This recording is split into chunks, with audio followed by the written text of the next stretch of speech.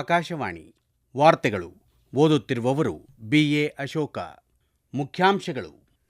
ನವದೆಹಲಿಯಲ್ಲಿಂದು ಆರ್ಎಸ್ಎಸ್ನ ಶತಮಾನೋತ್ಸವ ಸಮಾರಂಭ, ಪ್ರಧಾನಿ ನರೇಂದ್ರ ಮೋದಿ ಭಾಗಿ. ಭಾರತೀಯ ರಿಸರ್ವ್ ಬ್ಯಾಂಕ್ RBI ಹಣಕಾಸು ನೀತಿ ಇಂದು ಪ್ರಕಟ. ಭಾರತದೊಂದಿಗಿನ EFTA ವ್ಯಾಪಾರ ಮತ್ತು ಆರ್ಥಿಕ ಪಾಲುದಾರಿಕೆ ಒಪ್ಪಂದ TEPA ಇಂದಿನಿಂದ ಜಾರಿ.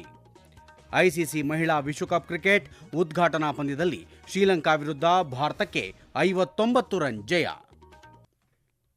ವಾರ್ತೆಗಳ ವಿವರ. ಪ್ರಧಾನಿ ನರೇಂದ್ರ ಮೋದಿ ಅವರು ಇಂದು ಬೆಳಗ್ಗೆ ನವದೆಹಲಿಯಲ್ಲಿ ನಡೆಯಲಿರುವ ರಾಷ್ಟ್ರೀಯ ಸ್ವಯಂ ಸೇವಕ ಸಂಘ RSSನ ಶತಮಾನೋತ್ಸವ ಸಮಾರಂಭದಲ್ಲಿ ಭಾಗವಹಿಸಲಿದ್ದಾರೆ. ಶತಮಾನೋತ್ಸವ ಆಚರಣೆಯು RSSನ ಪರಂಪರೆ, ಅದರ ಸಾಂಸ್ಕೃತಿಕ ಕೊಡುಗೆಗಳು ಮತ್ತು ರಾಷ್ಟ್ರೀಯ ಏಕತೆಯಲ್ಲಿನ ಪಾತ್ರದ ಮೇಲೆ ಕೇಂದ್ರೀಕರಿಸಲಿದೆ.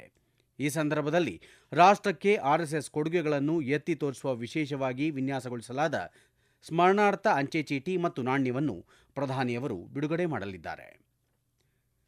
1950ರಲ್ಲಿ ರಾಷ್ಟ್ರಪತಿಗಳ ಅಂಗರಕ್ಷಕ ಪಡೆ PBG ನೇಮಕಗೊಂಡ ನಂತರ 75 ವರ್ಷಗಳ ಅದ್ಭುತ ಸೇವೆ ಸಲ್ಲಿಸಿದ ಸ್ಮರಣಾರ್ಥವಾಗಿ ರಾಷ್ಟ್ರಪತಿ ಭವನದಲ್ಲಿ ನಿನ್ನೆ ನಡೆದ ಸಮಾರಂಭದಲ್ಲಿ ರಾಷ್ಟ್ರಪತಿ ದ್ರೌಪದಿ ಮುರ್ಮು ಅವರು ವಜ್ರ ಮಹೋತ್ಸವದ ಬೆಳ್ಳಿ ಕಹಳೆ ಮತ್ತು ಬ್ಯಾನರ್ ಅನ್ನು ಪ್ರದಾನ ಮಾಡಿದರು.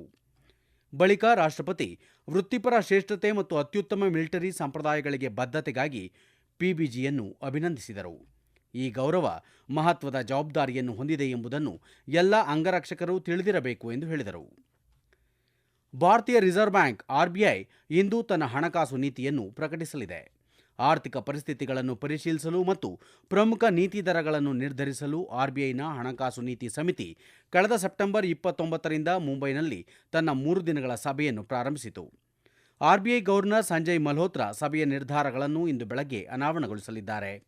ಸಾಲದ ವೆಚ್ಚಗಳು, ಸಾಲ ದರಗಳು ಮತ್ತು ಒಟ್ಟಾರೆ ಆರ್ಥಿಕ ಚಟುವಟಿಕೆ ಮೇಲೆ ಇದು ಪರಿಣಾಮ ಬೀರುವುದರಿಂದ ಈ ಘೋಷಣೆಯನ್ನು ಮಾರುಕಟ್ಟೆಗಳು, ವ್ಯವಹಾರಗಳು ಮತ್ತು ನೀತಿ ನಿರೂಪಕರು ಸೂಕ್ಷ್ಮವಾಗಿ ಗಮನಿಸುತ್ತಿದ್ದಾರೆ. ಭಾರತೀಯ ರಿಸರ್ವ್ ಬ್ಯಾಂಕ್ RBI ತ್ವರಿತ ಪಾವತಿಯನ್ನು ಸುಗಮಗೊಳಿಸುವುದು, ನಿಷ್ಕ್ರಿಯ ಖಾತೆಗಳು ಮತ್ತು ಕ್ಲೈಮ್ ಮಾಡದ ಠೇವಣಿಗಳು ಎಂಬ ಯೋಜನೆಯನ್ನು ಘೋಷಿಸಿದೆ. 1 ವರ್ಷದ ಅವಧಿಯ ಈ ಯೋಜನೆ ಇಂದಿನಿಂದ ಪ್ರಾರಂಭವಾಗಿ 2026ರ ಸೆಪ್ಟೆಂಬರ್ 30ರಂದು ಕೊನೆಗೊಳ್ಳಲಿದೆ. ಸಾರ್ವಜನಿಕರು ತಮ್ಮ ನಿಷ್ಕ್ರಿಯ ಖಾತೆಗಳನ್ನು ಸಕ್ರಿಯಗೊಳಿಸಲು ಮತ್ತು ಬ್ಯಾಂಕುಗಳಿಂದ ತಮ್ಮ ಕ್ಲೈಮ್ ಮಾಡದ ಠೇವಣಿಗಳನ್ನು ಪಡೆಯಲು ಇದು ಪ್ರೋತ್ಸಾಹಿಸುತ್ತಿದೆ. ಈ ಯೋಜನೆಯ ಮೂಲಕ ಗ್ರಾಹಕರು ತಮ್ಮ ನಿಷ್ಕ್ರಿಯ ಖಾತೆಗಳನ್ನು ಮರು ಸಕ್ರಿಯಗೊಳಿಸಲು ಮತ್ತು ಠೇವಣಿದಾರರ ಶಿಕ್ಷಣ ಹಾಗೂ ಜಾಗೃತಿ ನಿಧಿಯಲ್ಲಿರುವ ಕ್ಲೈಮ್ ಮಾಡದ ಮೊತ್ತವನ್ನು ಹಿಂತಿರುಗಿಸಲು ಸಕ್ರಿಯವಾಗಿ ಮುಂದುವರಿಯುವಂತೆ ಪ್ರೋತ್ಸಾಹಿಸಲು RBI ನಿರ್ಧರಿಸಿದೆ.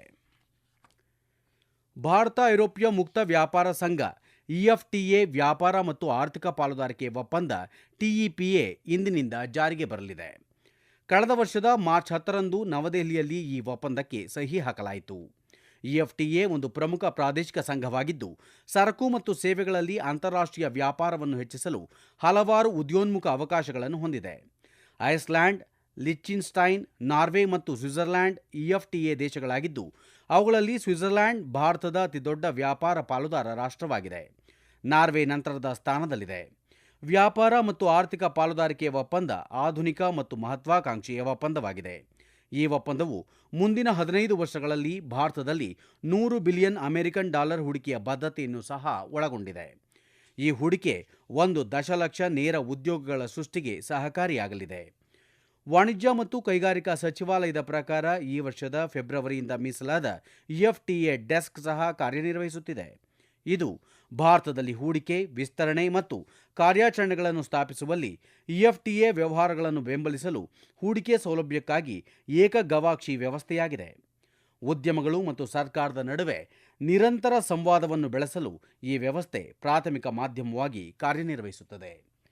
ಈ ವಾರ್ತೆಗಳನ್ನು ಆಕಾಶವಾಣಿಯಿಂದ ಕೇಳುತ್ತಿದ್ದೀರಿ. ನಿಮ್ಮ ಅನುಕೂಲಕರ ಸಮಯದಲ್ಲಿ ಆಕಾಶವಾಣಿ ಸುದ್ದಿಗಳನ್ನು ಆಲಿಸಲು ನಮ್ಮ ಯೂಟ್ಯೂಬ್ ಚಾನೆಲ್ ಆಕಾಶವಾಣಿ ನ್ಯೂಸ್ ಕನ್ನಡವನ್ನು ಸಬ್ಸ್ಕ್ರೈಬ್ ಮಾಡಿ. ನಮ್ಮೆಲ್ಲ ಕೇಳುಗರು ನಮ್ಮ ಫೇಸ್ಬುಕ್ ಖಾತೆ ಆಕಾಶವಾಣಿ RNU ಬೆಂಗಳೂರು ಧಾರವಾಡ ಮತ್ತು ನಮ್ಮ ಟ್ವಿಟರ್ ಖಾತೆ @AIR News_ ಕನ್ನಡವನ್ನು ಅನುಸರಿಸಿ. ಪ್ರಾದೇಶಿಕ ಸುದ್ದಿ ವಿಭಾಗ ಬೆಂಗಳೂರು ಹಾಗೂ ಧಾರವಾಡದ ಎಲ್ಲಾ ಸುದ್ದಿ ಸಂಚಿಕೆಗಳು ನಮ್ಮ ಸಾಮಾಜಿಕ ಮಾಧ್ಯಮ ಖಾತೆಗಳಲ್ಲಿ ಲಭ್ಯವಿರುತ್ತವೆ. ಸಾರ್ವಜನಿಕ ಸೇವೆ ಮತ್ತು ಉತ್ತಮ ಆಡಳಿತದ ಧ್ಯೇಯದೊಂದಿಗೆ ಪ್ರಧಾನಿ ನರೇಂದ್ರ ಮೋದಿ ನೇತೃತ್ವದ ಕೇಂದ್ರ ಸರ್ಕಾರ ದೇಶದಲ್ಲಿ ಪರಿವರ್ತನೆ ಮತ್ತು ಪ್ರಗತಿಯನ್ನು ತರಲು ಅವಿರತವಾಗಿ ಶ್ರಮಿಸುತ್ತಿದೆ. ಈ ಹಿನ್ನೆಲೆಯಲ್ಲಿ ಆಕಾಶವಾಣಿ ಪ್ರಸ್ತುತಪಡಿಸುತ್ತಿರುವ ವಿಶೇಷ ಸರಣಿ ಸೇವಾ ಪರ್ವದಲ್ಲಿಂದು ಕೇಂದ್ರ ಸರ್ಕಾರ ಭಾರತದ G20 ಯಶಸ್ಸನ್ನು ಯಾವ ರೀತಿ ಪ್ರದರ್ಶಿಸಿದೆ, ಜಾಗತಿಕ ದಕ್ಷಿಣದ ಧ್ವನಿಯನ್ನು ವರ್ಧಿಸಿದೆ ಮತ್ತು ಭಾರತದ ಜಾಗತಿಕ ನಾಯಕತ್ವವನ್ನು ಹೇಗೆ ಬಲಪಡಿಸಿದೆ ಎಂಬುದರ ಕುರಿತ ಒಂದು ವಿಶೇಷ ವರದಿ ಇದೀಗ ಮೂಡಿಬರಲಿದೆ. ಪ್ರಧಾನಿ ನರೇಂದ್ರ ಮೋದಿ ಅವರ ನೇತೃತ್ವದಲ್ಲಿ ಭಾರತ ಒಂದು ಅಸಾಧಾರಣ ಜಾಗತಿಕ ನಾಯಕನಾಗಿ ಹೊರಹೊಮ್ಮಿದೆ. 2023ರಲ್ಲಿ ಭಾರತ G20 ಅಧ್ಯಕ್ಷತೆ ವಹಿಸಿ ಜಾಗತಿಕವಾಗಿ ತನ್ನ ಪ್ರಭಾವವನ್ನು ಹೆಚ್ಚಿಸಿಕೊಂಡಿತು. ಅಲ್ಲದೆ ಗುಂಪಿನಲ್ಲಿ ಆಫ್ರಿಕನ್ ಒಕ್ಕೂಟದ ಸದಸ್ಯತ್ವ ಮತ್ತು ಜಾಗತಿಕ ಜೈವಿಕ ಇಂಧನ ಒಕ್ಕೂಟದ ಪ್ರಾರಂಭ ಸೇರಿದಂತೆ ಹಲವು ಮಹತ್ವದ ಫಲಿತಾಂಶಗಳನ್ನು ನೀಡಿತು. ಅಧ್ಯಕ್ಷತೆ ವಿಷಯವಾದ ವಸುಧೈವ ಕುಟುಂಬಕಂ ಭಾರತದ ನಾಗರಿಕ ನೀತಿ ಮತ್ತು ಜಾಗತಿಕ ಸಹಕಾರದ ಬಯಕೆಯನ್ನು ಪ್ರತಿಬಿಂಬಿಸಿತು. ನವದೆಹಲಿ ಘೋಷಣೆಯು ನೀತಿ ಸುಸಂಬದ್ಧತೆ, ವಿಶ್ವಾಸಾರ್ಹ ವ್ಯಾಪಾರ ಮತ್ತು ಮಹತ್ವಾಕಾಂಕ್ಷೆಯ ಹವಾಮಾನ ಕ್ರಮದ ಮೇಲೆ ಕೇಂದ್ರೀಕರಿಸುವ ಸಹಯೋಗದ ಮನೋಭಾವವನ್ನು ಸಾಕಾರಗೊಳಿಸಿತು. ಹಿಂದಿನ ಸವಾಲುಗಳ ಹೊರತಾಗಿಯೂ ಎಲ್ಲ 20 ಸದಸ್ಯ ರಾಷ್ಟ್ರಗಳು ಇದಕ್ಕೆ ಸಹಿ ಹಾಕಿದ್ದರಿಂದ ಇದು ಗಮನಾರ್ಹವಾಗಿತ್ತು. G20ಯ ಶಾಶ್ವತ ಸದಸ್ಯರಾಗಿ ಆಫ್ರಿಕನ್ ಒಕ್ಕೂಟದ ಸೇರ್ಪಡೆಯು ಜಾಗತಿಕ ಜನಸಂಖ್ಯೆಯ 80% ಒಳಗೊಳ್ಳುವಂತೆ ವಿಸ್ತರಿಸಿತು. ಪ್ರಧಾನಿ ನರೇಂದ್ರ ಮೋದಿ ಭಾರತದ ಅಧ್ಯಕ್ಷತೆಯು ಎಲ್ಲಾ ಸಣ್ಣ ರಾಷ್ಟ್ರಗಳಿಗೆ ಧ್ವನಿಯನ್ನು ಒದಗಿಸಿದೆ ಎಂದು ಹೇಳಿದ್ದಾರೆ. ಸಾಮೂಹಿಕ ಹಿತಾಸಕ್ತಿಯನ್ನು ಪ್ರತಿನಿಧಿಸುವ ಪ್ರಧಾನಿಯವರಿಗೆ ಇದು ಅತ್ಯುತ್ತಮ ವೇದಿಕೆಯಾಯಿತು. ಜಾಗತಿಕ ದಕ್ಷಿಣಕ್ಕೆ ಧ್ವನಿ ನೀಡುವುದರ ಜೊತೆಗೆ ಭಾರತದ G20 ಅಧ್ಯಕ್ಷತೆ ದೇಶಾದ್ಯಂತ ಸಭೆಗಳನ್ನು ನಡೆಸುವ ಮೂಲಕ ನಮ್ಮ ಸಾಂಸ್ಕೃತಿಕ ಪರಂಪರೆಯನ್ನು ಜಗತ್ತಿಗೆ ಪ್ರದರ್ಶಿಸುವಲ್ಲಿ ಪ್ರಮುಖ ಪಾತ್ರ ವಹಿಸಿತು. ಐತಿಹಾಸಿಕ ಛಾಪನ್ನು ಮೂಡಿಸಿದ ಈ ಕಾರ್ಯಕ್ರಮಗಳು ಭಾರತದ ವೈವಿಧ್ಯಮಯ ಸಂಪ್ರದಾಯಗಳು ಮತ್ತು ಕಲಾತ್ಮಕ ಪರಂಪರೆಯನ್ನು ಜಾಗತಿಕವಾಗಿ ಎತ್ತಿ ತೋರಿಸಿದವು. ಸಂಸ್ಕೃತಿ ಮತ್ತು ಆರ್ಥಿಕ ಬೆಳವಣಿಗೆ ಎರಡರಲ್ಲೂ ಭಾರತವನ್ನು ನಾಯಕನಾಗಿ ಪ್ರತಿಬಿಂಬಿಸುವಲ್ಲಿ ಈ ಸಂದರ್ಭ ಮಹತ್ವ ಪಡೆಯಿತು. ಪ್ರಧಾನಿ ನರೇಂದ್ರ ಮೋದಿ ಸರ್ಕಾರ ಪಂಜಾಬ್ ಜನರೊಂದಿಗೆ ನಿಂತಿದ್ದು ರಾಜ್ಯದ ಪ್ರವಾಹ ಪೀಡಿತ ಜನರಿಗೆ ಸಾಧ್ಯವಿರುವ ಎಲ್ಲ ಸಹಾಯವನ್ನು ನೀಡಲು ಬದ್ಧವಾಗಿದೆ ಎಂದು ಕೇಂದ್ರ ಗೃಹ ಸಚಿವ ಅಮಿತ್ ಶಾ ಹೇಳಿದ್ದಾರೆ. ಪಂಜಾಬ್ ಮುಖ್ಯಮಂತ್ರಿ ಭಗವಂತ್ ಮಾನ್ ಅವರು ನಿನ್ನೆ ಸಂಜೆ ನವದೆಹಲಿಯಲ್ಲಿ ಸಚಿವರನ್ನು ಭೇಟಿ ಮಾಡಿ ಮಳೆಗಾಲದ ಪ್ರವಾಹದ ನಂತರ ರಾಜ್ಯದಲ್ಲಿ ಉಂಟಾದ ಹಾನಿಯ ಪ್ರಮಾಣವನ್ನು ವಿವರಿಸಿದರು. ವಿಪತ್ತು ಪರಿಹಾರ ಹಾಗೂ ಪುನಃಸ್ಥಾಪನೆಗಾಗಿ ರಾಜ್ಯಕ್ಕೆ ಹೆಚ್ಚುವರಿ ಹಣವನ್ನು ನೀಡುವಂತೆಯೂ ಅವರು ಮನವಿ ಮಾಡಿದರು. ಸಭೆಯ ಸಮಯದಲ್ಲಿ ರಾಜ್ಯ ವಿಪತ್ತು ಪ್ರಕ್ರಿಯೆ ನಿಧಿಯಲ್ಲಿ ರಾಜ್ಯ 12,589 ಕೋಟಿ ರೂಪಾಯಿಗಳಿಗೂ ಹೆಚ್ಚು ಹಣವನ್ನು ಹೊಂದಿದೆ ಎಂದು ಮುಖ್ಯಮಂತ್ರಿಗಳಿಗೆ ತಿಳಿಸಲಾಯಿತು. ಇದನ್ನು ಭಾರತ ಸರ್ಕಾರದ ಮಾನದಂಡಗಳ ಪ್ರಕಾರ ಸಂತ್ರಸ್ತ ಜನರಿಗೆ ಪರಿಹಾರ ಮತ್ತು ತಕ್ಷಣದ ಪುನಃಸ್ಥಾಪನೆಗಾಗಿ ಬಳಸಬಹುದಾಗಿದೆ. ರಾಜ್ಯದಲ್ಲಿ ಇತ್ತೀಚೆಗೆ ಸಂಭವಿಸಿದ ಪ್ರವಾಹದ ಸಮಯದಲ್ಲಿ ಕೇಂದ್ರ ಸರ್ಕಾರ ಕೇಂದ್ರ ಸಂಸ್ಥೆಗಳಿಂದ ರಾಜ್ಯ ಆಡಳಿತಕ್ಕೆ ಸಾಧ್ಯವಿರುವ ಎಲ್ಲ ಸಹಾಯವನ್ನು ನೀಡಿದೆ ಎಂದು ಗೃಹ ಸಚಿವಾಲಯ ಹೇಳಿಕೆಯಲ್ಲಿ ತಿಳಿಸಿದೆ. ಗುವಾಹಟಿಯಲ್ಲಿ ನಿನ್ನೆ ನಡೆದ ಐಸಿಸಿ ಮಹಿಳಾ ವಿಶ್ವಕಪ್ 2025ರ ಉದ್ಘಾಟನಾ ಪಂದ್ಯದಲ್ಲಿ ಭಾರತ ತಂಡ ಶ್ರೀಲಂಕಾವನ್ನು 59 ರನ್ಗಳಿಂದ ಪರಾಭವಗೊಳಿಸಿ ಶುಭಾರಂಭ ಮಾಡಿದೆ. ಟಾಸ್ ಸೋತು ಮೊದಲು ಬ್ಯಾಟ್ ಮಾಡಿದ ಭಾರತ 47 ಓವರ್ಗಳಲ್ಲಿ 8 ವಿಕೆಟ್ ನಷ್ಟಕ್ಕೆ 269 ರನ್ ಗಳಿಸಿತು. ಭಾರತದ 271 ರನ್ಗಳ ಪರಿಷ್ಕೃತ ಡಿಎಲ್ಎಸ್ ಗುರಿ ಬೆನ್ನಟ್ಟಿದ ಶ್ರೀಲಂಕಾ ವನಿತೆಯರ ತಂಡ 45.4 ಓವರ್ಗಳಲ್ಲಿ 211 ರನ್ಗಳಿಗೆ ತನ್ನೆಲ್ಲ ವಿಕೆಟ್ ಕಳೆದುಕೊಂಡು ಸೋಲೊಪ್ಪಿತು. ಭಾರತದ ಪರ ಅಮನ್ಜೋತ್ ಕೌರ್ ಅತ್ಯಧಿಕ 57 ರನ್ ಗಳಿಸಿದರು. ಶ್ರೀಲಂಕಾದ ಬೌಲರ್ ಗಿನೋಕಾ ರಣವೀರ 4 ವಿಕೆಟ್ಗಳನ್ನು ಪಡೆದರು. ಪಂದ್ಯವನ್ನು ಮಳೆ ಅಡ್ಡಿಪಡಿಸಿದ ಕಾರಣ ಓವರ್ಗಳನ್ನು 47ಕ್ಕೆ ಇಳಿಸಲಾಯಿತು. ಡಕ್ವರ್ತ್ ಲೂಯಿಸ್ ನಿಯಮದ ಅನ್ವಯ ಶ್ರೀಲಂಕಾಕ್ಕೆ ಗೆಲ್ಲಲು 271 ರನ್ಗಳ ಪರಿಷ್ಕೃತ ಗುರಿ ನಿಗದಿಪಡಿಸಲಾಯಿತು.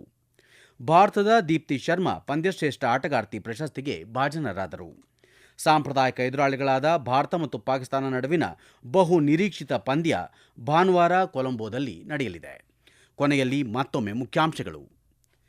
ನವದೆಹಲಿಯಲ್ಲಿಂದು ಆರ್ಎಸ್ಎಸ್ನ ಶತಮಾನೋತ್ಸವ ಸಮಾರಂಭ, ಪ್ರಧಾನಿ ನರೇಂದ್ರ ಮೋದಿ ಭಾಗಿ. ಭಾರತೀಯ ರಿಸರ್ವ್ ಬ್ಯಾಂಕ್ ಆರ್ಬಿಐ ಹಣಕಾಸು ನೀತಿ ಇಂದು ಪ್ರಕಟ. ಭಾರತದೊಂದಿಗಿನ ಇಎಫ್ಟಿಎ ವ್ಯಾಪಾರ ಮತ್ತು ಆರ್ಥಿಕ ಪಾಲುದಾರಿಕೆ ಒಪ್ಪಂದ ಟಿಇಪಿಎ ಇಂದಿನಿಂದ ಜಾರಿ. ಐಸಿಸಿ ಮಹಿಳಾ ವಿಶ್ವಕಪ್ ಕ್ರಿಕೆಟ್ ಉದ್ಘಾಟನಾ ಪಂದ್ಯದಲ್ಲಿ ಶ್ರೀಲಂಕಾ ವಿರುದ್ಧ ಭಾರತಕ್ಕೆ 59 ರನ್ ಜಯ. ಇಲ್ಲಿಗೆ ವಾರ್ತಾ ಪ್ರಸಾರ ಮುಕ್ತಾಯವಾಯಿತು. ನಮ್ಮ ಮುಂದಿನ ವಾರ್ತಾ ಪ್ರಸಾರ 12 ಗಂಟೆಗೆ.